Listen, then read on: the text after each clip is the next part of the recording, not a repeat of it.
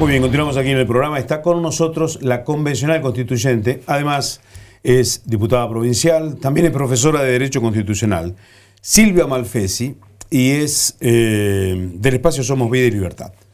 Convencional, diputada, profesora, buenas noches, bienvenida al programa. Muchas Un gracias. gusto tenerla. Muchas gracias por darme la participación.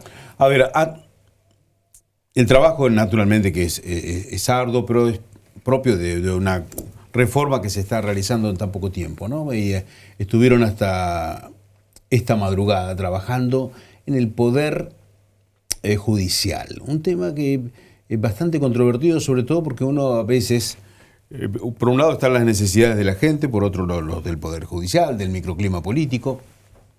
¿Cuál es la opinión de alguien que enseña Derecho Constitucional, pero que además, lógicamente, que está en el ámbito político, o la mirada? Porque yo escuché ayer sus palabras muy críticas de esta reforma dentro del Poder Judicial que se ha realizado y que de hecho ya se aprobó. Sí, sí, sí. ¿Cuál es la mirada? Sí, lamentablemente, bueno, una de las características esenciales es que el juez sea independiente, para que trabaje tranquilo. Se suele decir un tercero imparcial, independiente. Tengamos en cuenta que la gente cuando acude a un juez lo que quiere es justicia, va a esgrimir sus derechos.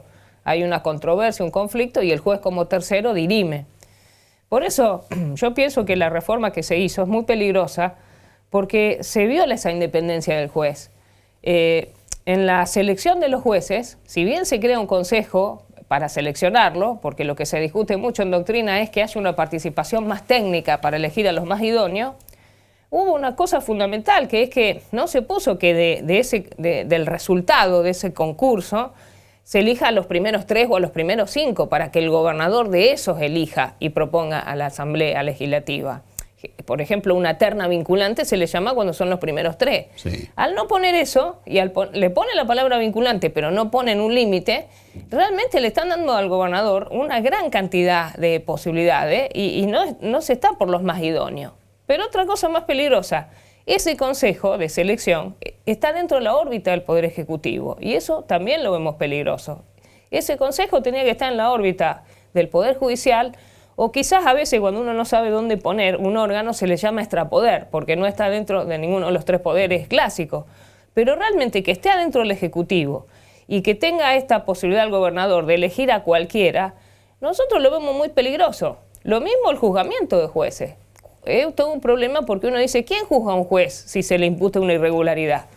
Se creó un tribunal de enjuiciamiento, pero de los 11 miembros de ese tribunal, 6 son de la pata política, porque son 6 diputados, 6 senadores. ¿Y qué decimos nosotros? 3 y 3, ¿no? Claro, tiene que haber equilibrio en los estamentos. Si usted hace un estamento de origen político, está bien, pero tiene que haber, si hay 6 de una cosa, 6 de la parte técnica. ¿Por qué? De esa forma no hay ningún estamento que tenga mayor gravitación o mayor poder a la hora de juzgar.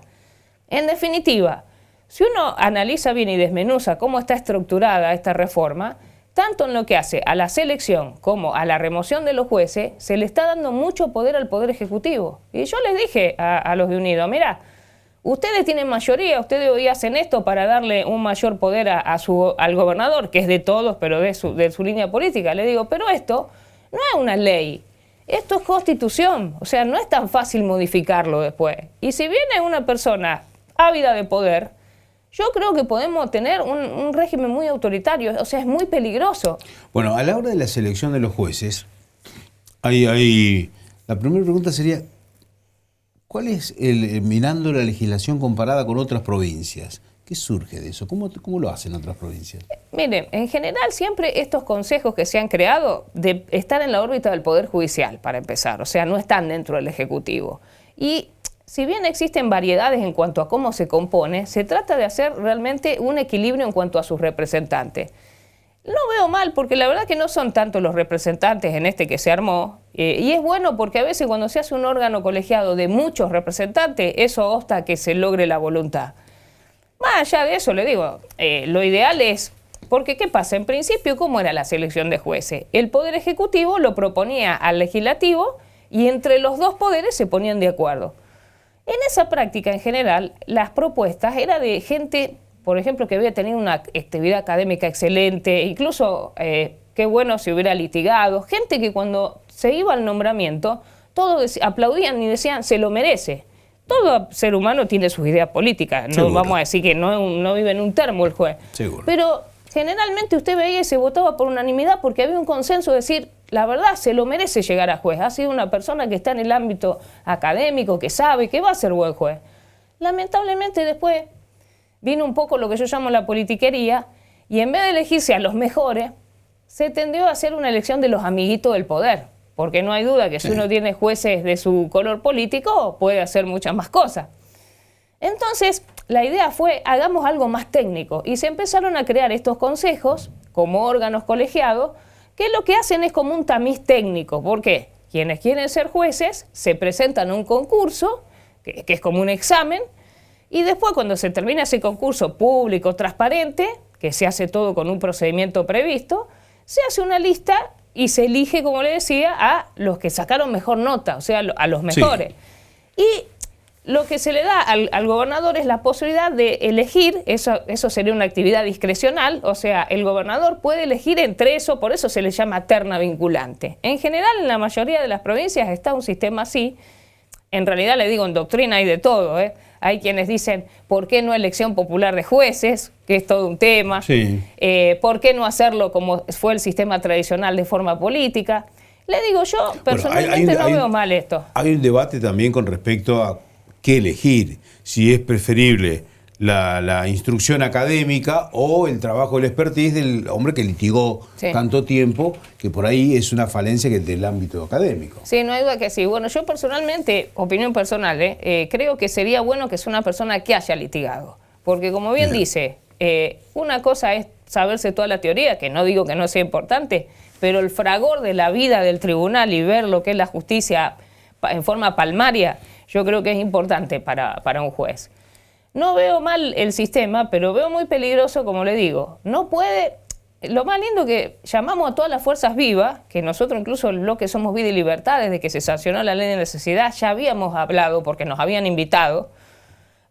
Habíamos ido a colegios magistrados, fiscales, defensores, un montón de entidades privadas. Y bueno, lo primero que nos decían era que en esta selección el Consejo no estuviera en la órbita del Poder Ejecutivo. Porque imagínense que el Ejecutivo, me dicen algunos convencionales, pero no pasa nada, se dedica a la parte administrativa de la selección, manda las cédulas, realiza los pasos del procedimiento. Pero justamente, le digo, eso es lo peligroso. Le digo, el Ejecutivo tiene que estar en su función, administración pública. La selección de jueces tiene que ser muy transparente y no estar para nada comprometida con el Ejecutivo. Si no, yo creo que en forma peligrosa se viola la división de poderes. Y nosotros, por el artículo 5 de la Constitución Nacional, tenemos que tener una república en la provincia. O sea, eso tenemos que respetar la forma republicana. A ver, en las últimas semanas hubo un video que se viralizó a través de las redes sociales donde usted hablaba de la forma de dialogar o sentarse en una mesa y lo planteó risueñamente como un asado, tomando un vino. Y la verdad que circuló por todos lados. Ahora, ya estamos prácticamente terminando. Faltan muy pocas sesiones y en la última semana. ¿Cuál es el balance de esta reforma de la Constitución y sobre todo de la apuesta al diálogo? Porque naturalmente uno siempre dice, bueno, si se va a reformar, de mínima que haya consenso. Sí, ¿Cuál es el balance? Esa expresión quizás fue muy difundida por lo del asado y el vino. Yo lo que quise decir era que en vez de estar sentados en senadores o en diputados, donde uno no hay duda que hace un discurso muy de tenor político, si hiciéramos como a veces nos reunimos en las comisiones en Cámara de Diputados, a una mesa, y cada uno sacara su dictamen. Yo sé que, bueno, cuanto más grande el espacio político, más difícil llegar a ese dictamen. Hay pujas, pero bueno, nos sentábamos, los de Unidas nos decían, mira, tal día tenemos el dictamen nuestro. Bueno, listo. O sea, los proyectos de cada agrupación política, de cada bloque, cada uno sacaba su proyecto y discutíamos. Y bueno, no hay duda que la mayoría ganaba, pero eso era un diálogo, un consenso. A nosotros nos tuvieron, yo no lo podía creer, en Poder Judicial. Bueno, dentro de 2 horas nos volvemos a reunir, cuarto intermedio, y no nos mostraban el dictamen. Yo le digo, che, ustedes no están cargando, le digo, si todavía no lo tienen, bueno, digan, mañana nos reunimos. ¿Y eso qué pasó? esas prórrogas sin presentar las cosas causó un cansancio también. Y eso no favorece llegar a consenso, porque uno ya como que le agarra bronca. Uno dice, pero che... Ahora, ¿eso es producto de los problemas internos o de las diferencias propias del frente del gobierno? Yo me imagino que sí. Pueden ser dos cosas. O que realmente tenían disidencia o que jugaban al desgaste. Porque realmente, le digo, a mí no me parece... Era una falta de respeto. Fíjese, ayer llegamos a la sesión de la convención y hasta último momento estaban cambiando cosas en el dictamen. Y durante la sesión, incluso. Claro, entonces me daba risa porque el órgano, que primero se llamaba Consejo de Selección de Jueces, Fiscales, después siento que dicen Consejo de Selección del Miembro del Poder Judicial y Ministerio Público. Uy, digo, cambiaron y entré porque ya me tocaba hablar. Digo, capaz que lo cambiaron y pusieron algo de lo que pedíamos. Y yo voy a criticar y me van a decir, no, Silvia, una vergüenza. Pero le digo, ¿cómo van a estar cambiando las cosas hasta último momento? Ahora, bueno, entonces ahora tengo una pregunta, muy técnica, pero necesaria. Porque la pregunta es, ¿cuál es la labor o el trabajo de la comisión redactora? Porque al principio dijeron, nosotros solamente cambiamos tilde, coma, punto y coma. Nunca el fondo, porque para eso está el trabajo de las comisiones. Pero resulta que la comisión redactora terminó cambiando hasta esencia de muchos de los artículos. Mira, en realidad lo dice el nombre. Incluso el reglamento de una facción de los proyectos de reglamento de Cámara, el peronismo, yo no soy peronista, ¿no? Pero técnicamente estaba muy bien, pues tenía otro nombre la comisión redactora, no me acuerdo ahora. Pero, ¿qué hace la comisión redactora? Como usted bien dice, los temas se dividen por comisiones. La comisión elabora los dictámenes, los envía a la redactora y lo único que tiene que hacer la redactora es plasmar, escribir ese dictamen. No puede alterar nada. La verdad que la redactora, si se toma otra competencia, no está cumpliendo su función. Fíjese lo que pasó.